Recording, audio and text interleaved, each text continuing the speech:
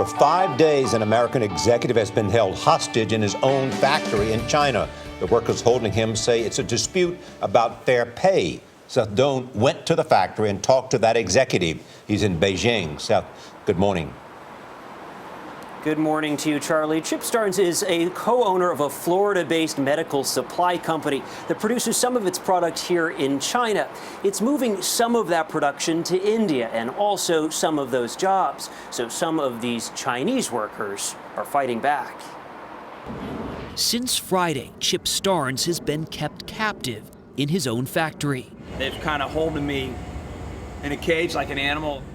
Up to 80 workers have demanded the same severance pay others received when Starnes laid off 30 employees. We paid the lump sums for terminating the position, but a lot of them got jealous because they used to work over there and they wanted those lump sums as well. Today, Starnes was allowed a little more freedom, but not a new shirt. At the front gate, he told us he barely slept as workers surrounded him, shining lights in his eyes at night. What's preventing you from just hopping over the fence here? I think I could absolutely do that, but I think that would probably be the wrong impression to give at this point in time. As we spoke, employees decided to let us in, but never explained exactly why.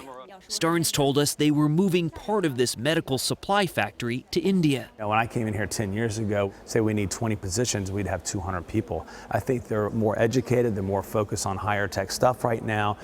China's low-skilled labor shortage is expected to worsen as workers favor higher-paying jobs.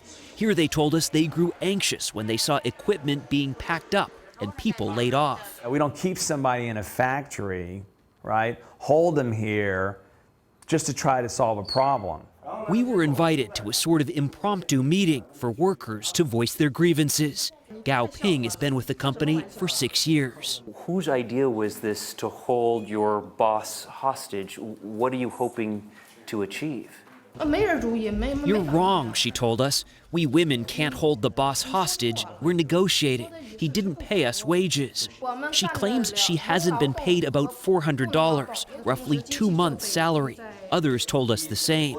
It's a charge Starnes denies. I deserve the right to go back to my hotel room, and I deserve to come back and we can address things professionally. This is not how it's done.